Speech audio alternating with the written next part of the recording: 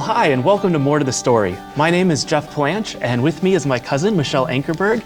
And this is a time where we get to sit down with the guests that John normally has on our regular TV programs, but we get to hear from them in a little bit more personal way and hear some of their stories and research that we just can't always fit into our regular broadcasts. And today we have the great privilege of having with us the astrophysicist, Dr. Hugh Ross. Hugh is a genius and somebody I just love listening to, and I think you will too. Hugh got his PhD from the University of Toronto in astronomy, and then he went on to Caltech, where he studied for 5 years postdoctoral research on quasars. So Hugh, thanks so much for joining us today. Oh, my pleasure. Yeah. So let's start with quasars, okay? So maybe you could explain, I don't know if the average person out there will even know what quasars are. So Well, it took us astronomers a little while to figure out what they were too. yeah. But now we know that they are giant galaxies. And giant galaxies, you have in their cores these supermassive black holes. And supermassive black hole, we're talking millions to billions of times the mass of our star, the sun. And black holes don't emit radiation, but when they draw matter in towards their event horizons, that matter gets converted with anything from 6 to 42% efficiency. To put that in context, our star, the sun's nuclear furnace, converts matter into energy with 0.07% efficiency. So quasars are by far the brightest objects in the universe. What got you into that? Why did you want to study that? Well, I got interested in astronomy when I was 7, but when I got to be an undergraduate, I said I want to pursue radio astronomy. Because that's one region of the electromagnetic spectrum where a lot of research was just emerging. And because I had access to a telescope in Canada that had really cold weather, and it was a very well finished telescope, I said, I want to do high frequency radio astronomy, because that was an instrument that was well suited for that. And so I targeted radio sources that radiate brightly at a high radio frequencies, and those are quasars and compact galaxies. So that's what I did my PhD thesis on. Interesting. You know, it pays to have a place where it gets down to 45 below. Yes, Yeah. for sure. Yeah. So what did you try to study with them? What did you try to find out? Well, I was interested in, this is before we knew that supermassive black holes were the power engines for these quasars. My goal was to determine what exactly is responsible for the tremendous amount of energy that they're emitting within a small volume. And so I was trying to figure out, okay, is some synchrotron radiation process, Cherenkov radiation, and so I realized I needed to look at a large number of these objects. So my thesis was 850 pages. Wow. Wow. Yeah. Wow. Where do you see that going in the future with quasars? Is there anything new that's come about since you did your thesis on that? Well, we now realize that these quasars, to be that bright and that energetic, have to be pulling in a lot of matter. And that's going to be happening when the galaxy is relatively young. So quasars are most abundant when you're looking at objects that are like 10 to 12 billion light years away, which means you're seeing them as they were 10 to 12 billion years ago. Wow. So how has research on them then contributed to the whole intelligent design, origins, fine-tuning of the universe? It's interesting you ask that, because I just had a paper published in a peer-reviewed journal, Black Holes as Evidence of God's Care, making the point that black holes are incredibly dangerous. The radiation they pour out is deadly.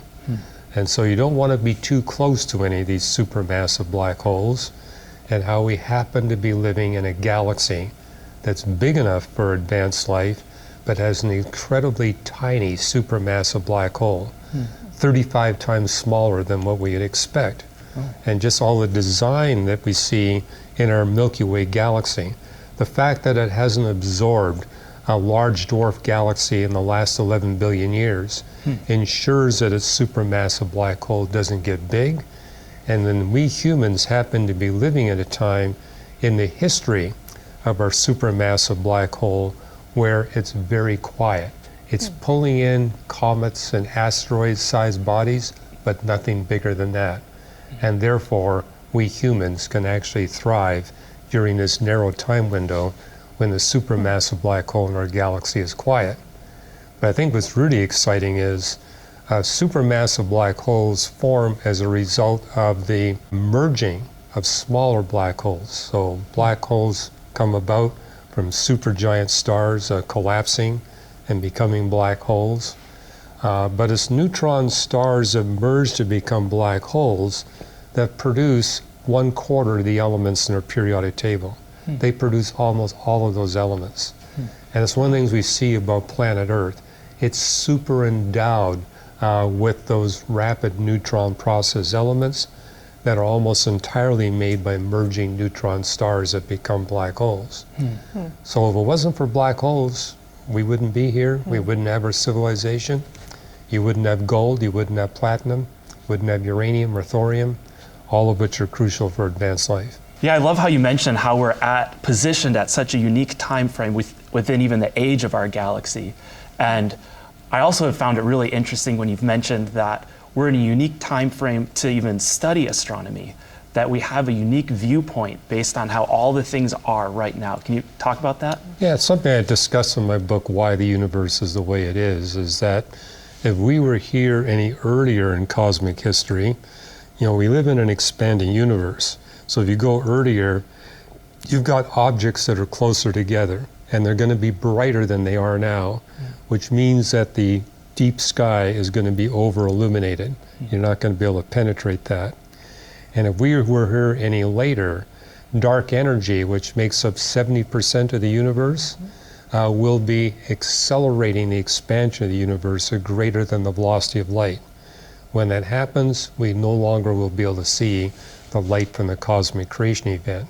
And it's our capacity to look back in time and actually directly witness the cosmic creation event where we get our most compelling, rigorous scientific evidence that a God beyond space and time must have created it. Somebody wanted us to read the book. Yeah. And as you mentioned, we're not only at the optimal time, we're at the optimal place. We're in an underdense region of the universe. We're in an underdense region of our Milky Way galaxy, which means it's possible, thanks to underdensity, that our telescopes can see all the way back to the cosmic creation event. And people sometimes say, Hugh, you've got to be exaggerating. We can't actually witness the universe being created. I says, well, you're right. We can't get to time equals 0. But we can actually image the universe when it's 100 billionth of a trillionth of a trillionth of a second old. That's fairly close to the beginning of the universe. And you explained that very well. I love your DVD that you did on Journey Towards Creation, which I think people should get because you explain that so well, and I was so captivated by that and how you explain, when it started and going back to where there's nothing, and going back to the dimensions. And it's so interesting, when we were younger, we used to have Bible studies as a family together, and we talked about the dimensions. I don't know if you remember that, and going through that. And what we came away from it was, in short, God is big. I mean, it's hard to explain him because our minds are so finite. We can't understand all that. But the more that you find out and research, it's just incredible, Yeah, God's a lot bigger than we think he is. He is. Yeah. He is. The more that you try to explain it, you really can't, on that. And the farther away you look in the universe, the bigger you see that he is. Exactly. Yeah. Yeah. Talk a little about dark energy, because that's such an interesting thing. Kind of explain what that is and then how that also fits into. Yeah, it's independent of heat or light. It's energy that's embedded in the space surface of the universe. And the universe is somewhat akin to planet Earth. On planet Earth, we humans live on the two-dimensional surface of the three-dimensional Earth. All the stars and galaxies and matter and energy is constrained to the three-dimensional surface of the four-dimensional expanding universe. Dark energy is embedded in the surface. And the way it operates, the bigger that surface becomes as a result of the expansion of the universe, the more potent that dark energy is in accelerating the expansion of the universe. And how we astronomers discovered it, when we look back in time at these distant galaxies, what we notice is that for the first half of the history of the universe, the expansion rate was slowing down. Gravity causes it to slow down. Two massive bodies tend to attract with one another, so it acts as a brake.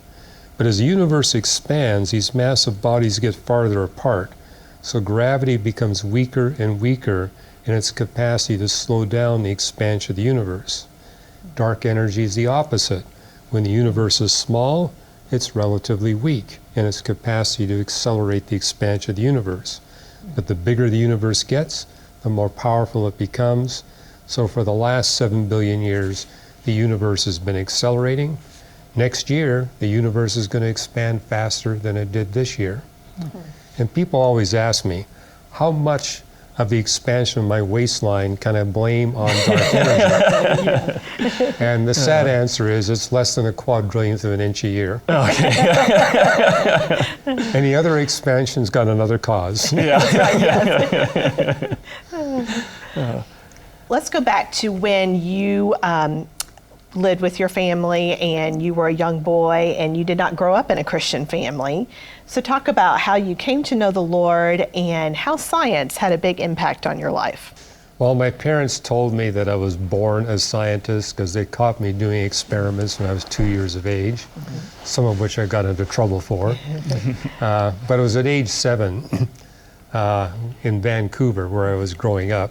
The rain stopped and I could see the stars. And I remember asking my dad, are the stars hot? He says, yes, son, they're hot. Dad, can you tell me why they're hot? No, I think you need to go to the library. And I was in grade 2, and our teacher actually took us on a field trip to the Vancouver Public Library, got all of us passes to the children's section. I read all the books on physics and astronomy in the first year. By age 8, I knew astrophysics would be my future career. And so I wound up getting a pass to the adult library and eventually a pass to the university library.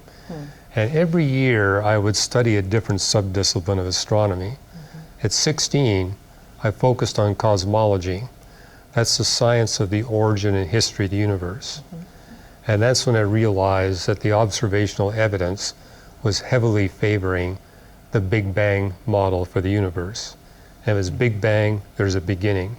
If there's a beginning, there must be a cosmic beginner. So as at age 17, I said, I want to find that cosmic beginner. But there's no one really around to help me find it. So I began looking in the writings of Immanuel Kant and René Descartes, and quickly discovered that these great philosophers didn't have the correct concepts of the universe. And then I began to go through the world's holy books. And when I tell people I didn't really get to know Christians until I showed up at Caltech after my doctoral degree, that was to actually have a serious spiritual conversation with someone who was a Bible-believing Christian. But I did get to see 2 of them from 30 feet away when I was 11 years old. These were 2 businessmen that came into our public school, put 2 boxes on our teacher's desk, and left without saying a single word. But in those boxes were Gideon Bibles. So I had a Gideon Bible, but it collected dust for 6 years. I didn't touch it for 6 years. As at age 17, I finally pulled it off my bookshelf and began to go through it and realized this book is really different than the Hindu Vedas or the Quran or the Buddhist commentaries. I was impressed how specific and detailed it was on science, history, and geography. And I realized after a few months, this book has got predictive power. It accurately predicts future scientific discoveries and future events in human history, has done so hundreds of times, and does so without error or contradiction. And realize the only possible explanation, this book must be inspired by the one that actually created the universe and is in control of human history. So it was at age 19 that I signed my name in the back of a Gideon Bible, committing my life to Jesus Christ. Wow. Was there a particular passage that struck you the most as you were processing through that and searching with? Well, I think what caught my attention, I always start on page 1 of every book I read. And page 1 of the Bible is the first creation text. There are several creation texts in the Bible, but the one in the first chapter is actually a chronology. So I said, I'm going to see if it gets everything timed right, and realize everything is described in the correct chronological sequence, and all the events are correctly described. And the best I'd ever found in any other holy book was an account that got 2 to 14 right. The Bible, by comparison, got 10 for 10 on the creation events, and got 4 for 4 on the initial conditions. And I said, again, I got to read more. Right. This book may be the real deal. Wow. And of course, you were telling us too, we talked about that your family didn't come to know the Lord until when they were older. So talk about that a little bit. Yeah, I was an the first to story. become a Christian in my family. The second was my younger sister. She followed about 5 years later. Then my grandmother gave her life to Christ at age 86. And my parents really held out a long time. It took me about 3 decades communicating with them over the years. But both of them in their late 70s gave their life to Christ.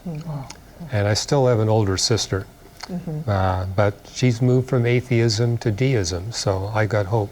Yeah, exactly. Yeah. Exactly. And I love too, I know we talked about where your parents, especially with your dad, he was witnessing and he wasn't even a Christian because he heard your talks. I just think that is so interesting. Well, what was fun is I kept trying to get my parents to come to one of my talks. And that happened when they found out I was speaking in Hollywood. And they said, well, it's Hollywood, we got to go. You know, we've heard all these stories about Hollywood. Yeah. And they wound up telling all their friends in Canada, everything you heard about Hollywood is true. We got to see it firsthand. But after that, my parents said, whenever you're speaking and we're around, we want to go. And yeah, I can remember one time when I was in Vancouver speaking to high school students, and a lot of them were part of atheist clubs. And I saw my dad talking to the atheists at the back after my message. And then I found out that he had led 3 of them to Christ. So I said, Dad, are you holding out on me? And he says, oh, no, I'm not a Christian.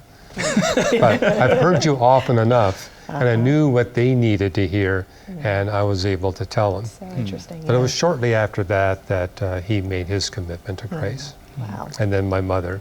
It's wonderful. And you know, my mother was actually leading her friends to Christ while she was on her deathbed. So, Wow. yeah. Thanks for joining us. If you would like to watch our full programs or learn how you can partner with us in sharing the gospel around the world, just click on the link nearby.